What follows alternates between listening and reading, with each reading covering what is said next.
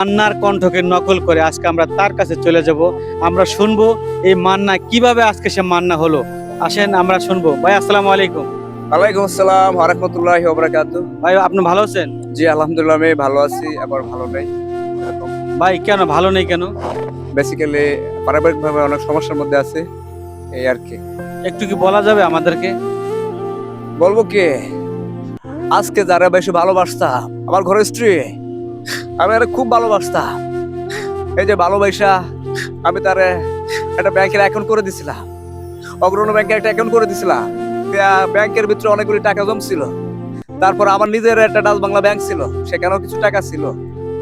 বিগত কিছুদিন আগে আমার আম্মা জান, পৃথিবীতে সব কষ্ট বলা যায়, মায়ের কষ্ট বলা যায় না। আর মায়ের চিকিৎসার জন্য আমার যদি কিডনিও বিক্রি করতে হয় তবুও রাজি মার চিকিৎসা করবো। আমার আম্মা জানের পিছে অনেক টাকা নষ্ট করছি, এটা নষ্ট না খরচ করছি। এই টাকাগুলি আমাকে বলার কোনো ভাষা নাই।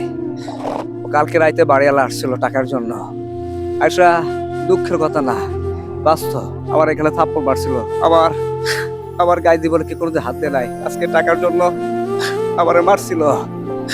আমার আপন বলতে কেউ নাই, আমার বাবা ছিল তো, আমার বাবা আমার আপন মামিরে বিয়ে করছে, বিয়ে করে আমার দেখে না।